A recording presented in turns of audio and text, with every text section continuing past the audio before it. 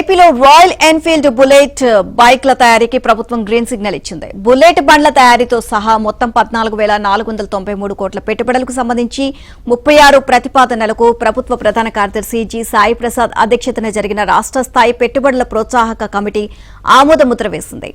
IT, పర్యాటకం, పరిశ్రమలు తదితర రంగాల్లో పెట్టుబడుల ద్వారా 23,575 మందికి ఉద్యోగాలు రానున్నాయి. ఇన్ఫర్మేషన్ టెక్నాలజీ రంగంలో 3,436.66 కోట్ల పెట్టుబడి ప్రతిపాదనలను ఎస్ఐపిసి ఆమోదించింది.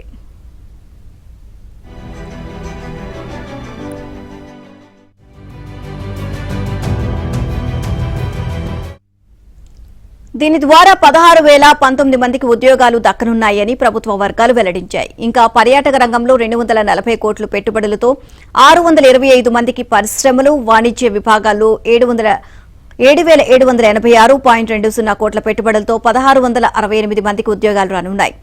ఏపీ ఐఐసి ద్వారా 3,030.83 కోట్ల పెట్టుబడుల ప్రతిపాదనలతో 2,860 మందికి ఉద్యోగాలు దక్కనున్నాయి.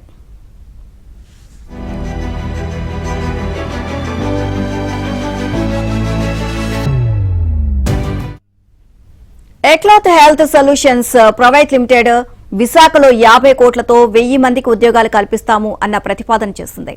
ఈ కంపెనీకి లిఫ్ట్ పథకం కింద భూమి కేటాయించాలని నిర్ణయించారు.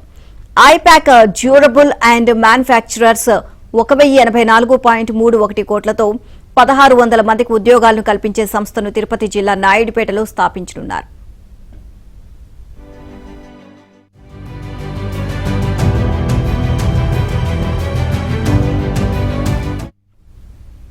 సత్వా డెవలపర్స్ ప్రైవేట్ లిమిటెడ్ విశాఖపట్నంలో 1,200 కోట్లతో 10,000 మందికి ఉద్యోగాలను కల్పించే ప్రతిపాదనకు ఆమోదం దక్కింది. ఈ సంస్థకు 8.82 ఎకరాలు కేటాయించాలని నిర్ణయం. అంబర్ ఎంటర్ప్రైజెస్ ఇండియా శ్రీ సిటీలో 445 కోట్లతో 1,250 మందికి ఉద్యోగాలు కల్పించే ప్రతిపాదనలకు ఆమోదం తెలిపింది.